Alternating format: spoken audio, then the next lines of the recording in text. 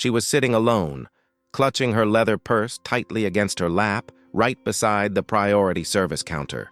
She wore that faded blue sweater, the same one she knitted for herself after Dad passed away. The thread was already fraying on the left sleeve. The bank's cold light hit her face directly, and her hands trembled slightly, as if they sensed something was wrong, even without knowing what it was. When I walked in, still wearing my white coat, hospital badge swinging on my chest, heart pounding, it was her who saw me first. "Jonathan?" she said, surprised and guilty at the same time. The bank manager turned his head, and in that second, I understood everything. Exactly 12 minutes had passed since I received the notification on my phone. An $80,000 transfer had been authorized from my mother's account to a joint account under the name Tyler Miller. The alert came through while I was giving instructions for an emergency aneurysm surgery at the hospital where I work. I asked the head nurse to take over. I didn't even explain. I just ran. On the way, I called my mother. 3 times. No answer. I called Tyler. It rang until it went to voicemail. I ran 2 red lights. Parked on the sidewalk. Burst into the bank almost out of breath. And that's when I saw her. My mother. The woman who raised me alone. Who cleaned houses late into the night and only rested once I was asleep. Now sitting there, eyes tired, and lost. "Were you going to transfer $80,000, Mom?" She took a moment to respond, blinked slowly. "Tyler explained it was to help you. An investment. He said the bank needed the authorization quickly. He showed me papers with your name. Said you'd already signed. That it was all because of the new clinic." "I'm not opening any clinic, Mom." The bank manager, Mr. Whitaker, approached with the tense posture of someone who's seen this before. "Dr. Miller, we managed to stop the transaction. But your mother had already given verbal confirmation. We only blocked it because the digital signature didn't match the one we have on file." I turned, and outside, across the glass wall, there he was. Tyler, vaping, phone in hand. Like he was just waiting for the money to hit. He saw me staring. Smiled. That salesman's smile, the kind that believes the lie it's telling. I walked back in and lowered my voice. "Cancel everything, Mr. Whitaker. All of it. Trigger the fraud alert. And show me the documents he submitted." "Yes, sir." My mother tried to understand what was happening. "Jonathan, are you angry? He said he was desperate. That he owed dangerous people. He cried, "Son, said you didn't want to help and that only I could fix it." She was clutching her purse to her chest, like it could shield her from the truth. "And you believed him." She hesitated. The pain on her face wasn't about the money. It was about broken trust. "He's your nephew, Jonathan, and you're my mother." I turned and walked out, went straight to Tyler. He was texting, earbuds in. "What's up, Uncle?" he said casually. "Everything go okay in there?" "Tyler, you deceived your grandmother?" "What?" "Come on, it was just a loan. I explained everything. She wanted to help." "You lied. Used my name, forged documents. That's fraud." He laughed awkwardly. "Uncle, you're blowing this out of proportion. No, you just don't get it. But you will." I pulled out my phone. The voice recorder had been running for several minutes. Back inside, I asked Whitaker for everything. Scans, screenshots, copies of the proposals Tyler had submitted. Then I made another request. I want her to close any joint accounts. Anything with his name, terminate it. Today. We'll take care of it immediately. When I looked back, I saw my mother still sitting there. Hands empty in her lap. Same posture as when I arrived. But now, no purse. No words, just silence. That's when I decided. No drama, no scene. But with method, with precision. He messed with the wrong woman. And I'm her son. The most vicious part wasn't the money, it was the act. The week before, Tyler had spent 3 nights at my mother's house. Slept on the couch, said he didn't want to be a burden, helped with groceries, washed the dishes, picked up her meds. He was playing the part of a changed man, more mature, more present. And my mother, Eleanor, always had a heart bigger than her judgment.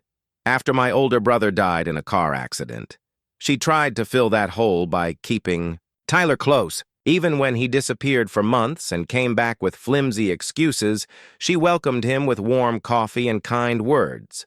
This time, he went further. The Monday before the attempted transfer, he showed up with a black leather folder. Inside were seemingly official documents labeled Miller Family Healthcare Expansion, a fake clinic project. My name was listed as the lead partner. There was even a forged digital signature, which he claimed he'd scanned from old papers of mine. He showed numbers, charts, said he'd found a private investor willing to match whatever the family put in, as long as the transfer happened. Immediately, the clinic is going to help people without health insurance, Grandma. It's a social mission. Uncle Jonathan doesn't want to talk much about it yet. You know how private he is. But I'm helping with the digital side, outreach. Everything's documented. Look here. She didn't understand charts or business proposals. But when he showed her a video of a supposed investor thanking the Miller family for their trust, she cried. The video was a fake, and a bull actor, probably hired from some freelance site. But she believed it.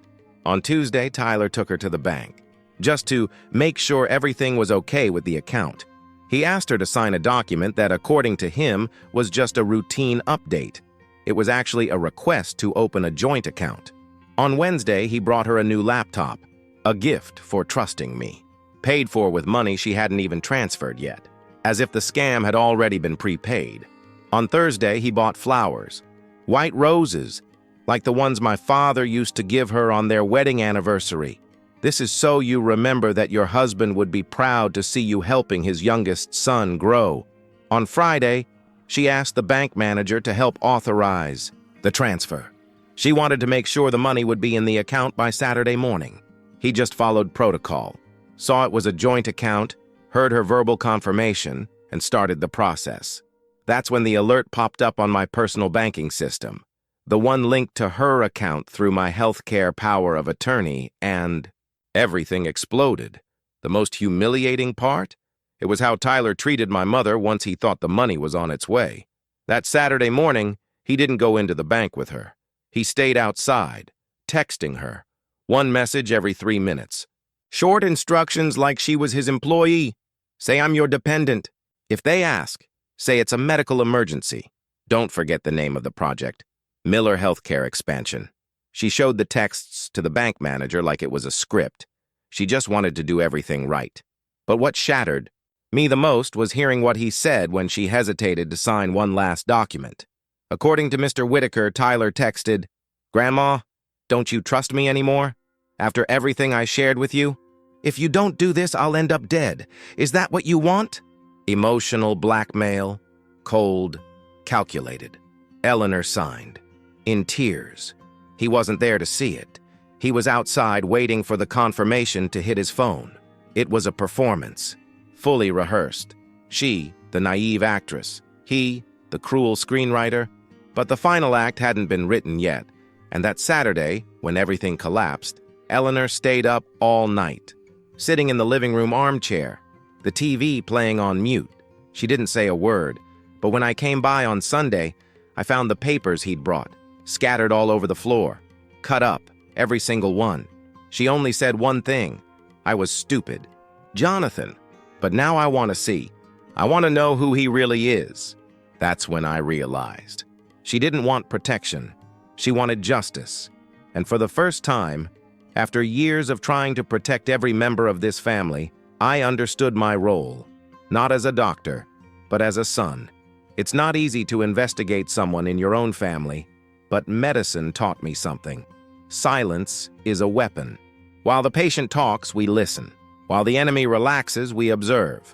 On Monday morning, Tyler messaged me like nothing had happened. "Unc, sorry for the confusion. Grandma got a bit mixed up, poor thing. I'm here to fix it. Hit me up if anything. We good." I didn't reply. I opened a new folder on my laptop, named it Reconstruction Project. First step, gather everything he left behind. I started with the documents he gave my mom, printed them all, examined every signature, every stamp, every letterhead, found at least 3 different logos on a single page, something only a faker would do. Then I moved to the videos, downloaded the investor testimony, Used a facial recognition tool an IT resident had shown me months ago. In 4 minutes, I found out the man was a freelance actor from Utah, doing custom videos for $35. He had an online portfolio. The original video was, "Congrats on your retirement, Robert. Your son asked me to send this message." But Tyler cut, edited, and stitched it together as if it were from an international investor. I saved everything. Then I looked for help. A college friend, now an assistant district attorney in the county. Name, David Langston. I called him from the hospital during my lunch break. Explained the situation in simple terms. He went silent for a few seconds. "Do you have proof? Messages? Video?" "I have everything, and I want more." "Then you need a forensic tech and a lawyer who won't get emotional." He gave me 2 contacts. I wrote them down. That night I went to my mom's house. She was steadier. He tried to call me today. 3 times. "Don't pick up." "I won't." I showed her the screenshots I had recovered. The actor, the forged documents, the digital account opened in her name with a fake electronic signature, the legal language copied and pasted from public websites. She looked at everything, every page. "He's a liar, Jonathan, and now I believe you. We'll take this down calmly, Mom, but without drawing attention." She nodded. Then she opened the dresser drawer, pulled out an old notebook. Savings records since 1992. "Here's every penny I ever saved. If he had taken it, he would have erased my life." I closed the notebook gently. "You're never touching this again."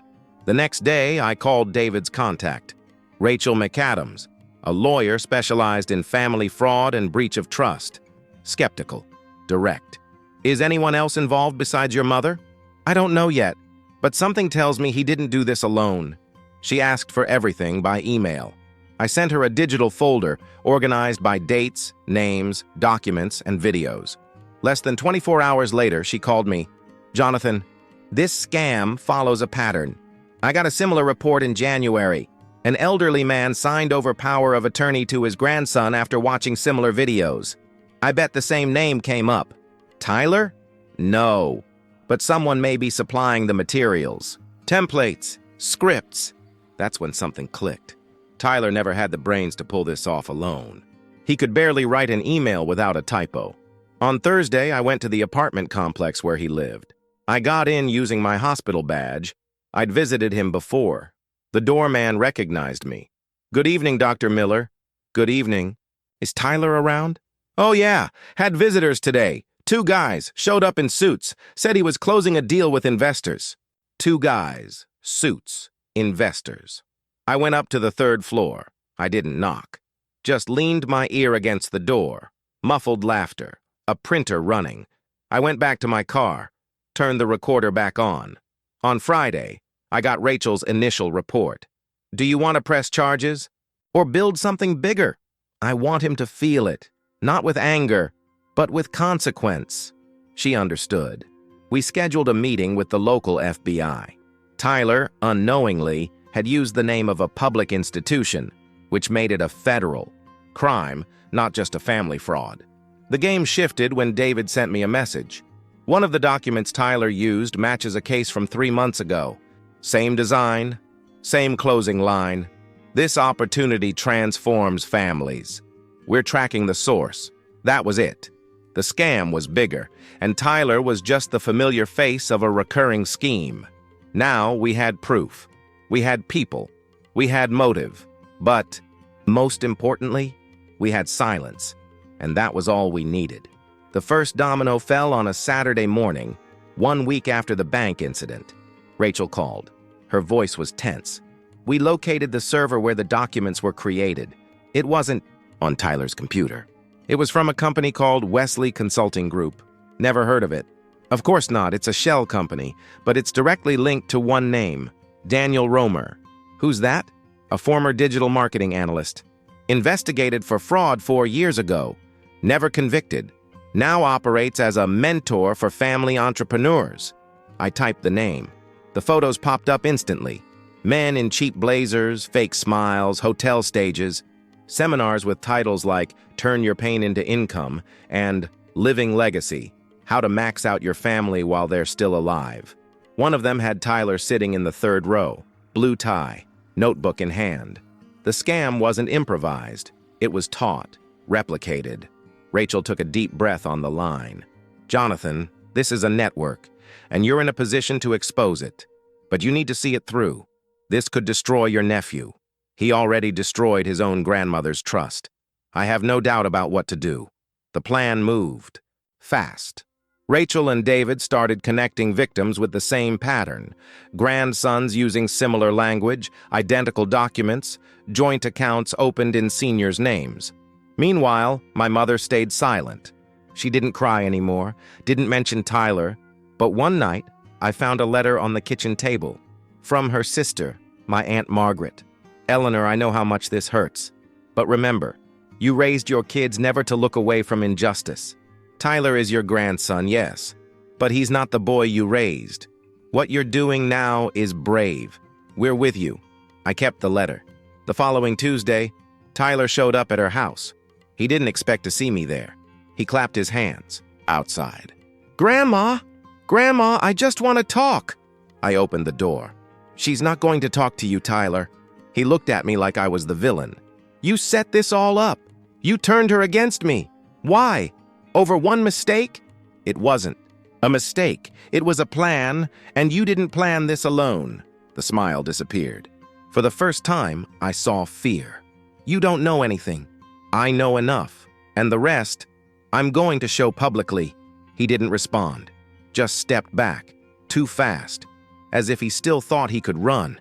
But what he didn't know was that earlier that same afternoon, Rachel and David had already submitted a 47-page dossier to the FBI. It wasn't just about him. It was about the pattern, and every detail was there. The following Saturday, we were called in for an informal meeting with federal agents. I took my mother. She didn't want to go, but she knew she had to. She sat with her purse on her lap, just like she had at the bank, but this time, with resolve. Mrs. Miller, the agent said, do you confirm that you authorized the transaction? I did, but I was manipulated. He used fake authority, names that weren't real. He threatened me with guilt, and I fell for it. That's important. We have dozens of similar cases. And your grandson's name appears connected to at least 2 of the same sources of fraudulent materials. My mother stared straight ahead. She didn't flinch. I want this investigated. Even if he's my grandson, he needs to understand what the truth is. On the way out, she said just one sentence. I'm not doing this against him. I'm doing it for me. By Monday, agents began tracking the transactions from the joint account Tyler had attempted to open. They discovered that days before the withdrawal attempt, he had already run simulations using names of other elderly women. One of them had passed away in January. Then came the final spark. Rachel received an anonymous tip, a woman in Ohio whose father had been targeted by the same type of scam. She described the mentor coaching her grandson. She sent a photo. It was Daniel Romer. That same day, Tyler tried to transfer funds to a crypto account. A small amount, $12,000, but enough to raise alarms. The agents froze. The transaction. The next day, Rachel called me. The network collapsed, and he's at the center of it. That night, I sat on the couch in my mother's house. She held her mug of tea, silent. Will they arrest him? They will. And will you be at peace? I paused. It's not peace I feel. It's clarity. She nodded. Your father would be proud. We sat there. 2 survivors, 2 betrayed souls, 2 people finally aware, and the game was far from over. The first official notice came on a Wednesday at 9:13 a.m. It was a direct message, no room for doubt. The criminal investigation against Tyler had officially begun. Formal charges for fraud, identity misuse, and involvement in a financial scam targeting the elderly. Tyler Miller is now officially under investigation as part of a family-based fraud network, Rachel said over the phone, her voice firm. From this point forward, he's no longer just a troubled nephew. He's a federal suspect. Rachel called again soon after. Jonathan, the operation begins today. The FBI will execute warrants at 3 locations tied to Romer and his associates. Tyler is considered an operational piece. and a potential key witness if he cooperates. He won't cooperate. Maybe not, but we've got something better, undeniable evidence. That same afternoon, federal agents raided the co-working space housing the fake Wesley Consulting Group. 12 computers were seized, over 400 pre-made templates of fake contracts, doctored videos, and simulated identities. But the key player was still on the wrong stage, Tyler. On Friday, I was summoned to a preliminary hearing at the county courthouse. Didn't go as a doctor. I went as a son. The courtroom was packed. Cameras from a local news station, a few reporters, elderly victims who had received the same kind of calls my mother had. Victims who didn't even know how close they'd come. Tyler walked in, handcuffed, wearing a gray hoodie, hair messy, eyes downcast. My mother was with me, sitting silently. When the prosecution started presenting the documents, the videos, the messages, something shifted in the air. The investor video played on the screen. Someone laughed in the back, nervous, disbelieving. The judge called for order. Then came the voice messages Tyler had sent to my mother. "If you don't do this, I'll end up dead. Is that what you want?" She lowered her eyes, but didn't cry. Rachel presented the final report. Tyler had used the same scam model in 3 previous attempts, all involving elderly women he'd met through social media. Each had children or grandchildren in healthcare, a deliberate detail used to craft believable stories about clinic expansions and family health projects. Then came the public humiliation. One of the survivors, Miss Linda Hayes, age 79, was called to the stand. I thought it was a blessing. My friend's grandson said he was starting a clinic in the family's name, even sent me a video with the investor's face. I was ready to transfer the money until I saw the story about Mrs. Miller. She looked directly at my mother and said, "Thank you. You saved me, literally." The judge called for a recess. As we stepped out, a reporter from a local station approached us. "Dr. Miller, can you comment on the impact of this case?" The real impact was realizing that your own blood can be used against you, but also that the truth, when methodical, still wins. The next day, the hearing went viral. Clips of the recording, screenshots of the documents, a still of the fake investor. Within 2 days, the hashtag #OrderJusticeForEleanor was trending locally. And just like that, the scam became a public story. More victims came forward. 3 elderly women from different states submitted similar reports to the district attorney. Each of them had received family-trusted offers to fund supposed medical projects. With enough evidence now in hand, the FBI indicted Daniel Romer for interstate conspiracy, digital fraud, elder financial abuse, and falsifying identity. And Tyler? He was offered a deal, full cooperation, documented testimony, and a reduced sentence served under semi-custodial conditions, including mandatory service at senior care homes for 18 months. But to accept the deal, he'd have to face my mother. The DA thought it necessary, a symbolic moment. They brought us to the courthouse lobby days later. Tyler was escorted in by an agent, head down, handcuffed. My heart didn't race. There was no anger, only clarity. Eleanor stood up, small, fragile, but steady. He tried to speak first. "Grandma, I'm sorry." She raised her hand slowly. Silence. "I don't want to hear it. Not today, maybe one day. After you take care of every elderly person who had no one left for them. Maybe then you'll understand." He lowered his eyes. She turned and walked away. In that moment, justice wasn't served on paper. It was served in the soul. A reporter took a photo that went viral. My mother walking out of the courthouse. Her, arm in mine, head held high, peaceful face. The caption quoted Ms. Hayes. "She didn't yell, she didn't run. She taught what justice looks like through her own pain." 2 months after the hearing, my mother's house didn't look any different. From the outside, the little white fence was still there. The fern still hung from the porch, but inside, things had changed. She'd rearranged the furniture. The family photos that once covered the shelves were now down to 2 small frames.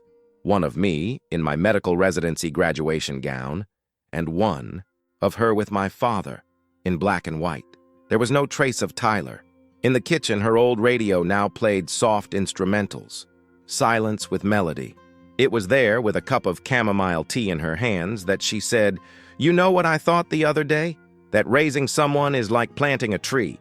You do everything right, water it, prune it, and still the fruit can turn out bitter." I didn't answer right away. She continued, "Even so, you don't regret planting it, because it was done with love, and love, even when poorly repaid, is never wasted."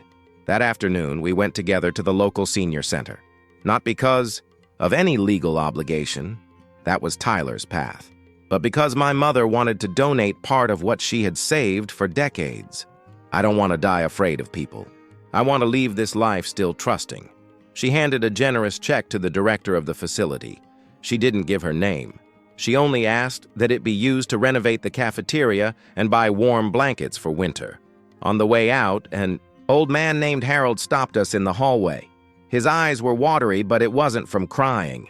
"Ma'am, are you the Eleanor from TV?"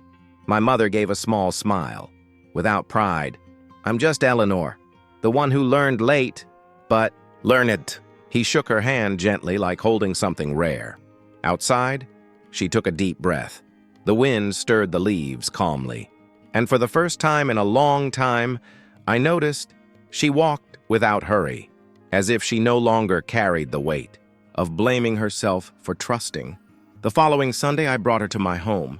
I was getting the guest room ready so she could spend time away, not to escape, but to breathe new air, to renew. "It'll be good," I said. "No past knocking at the door, no scent of bad memories."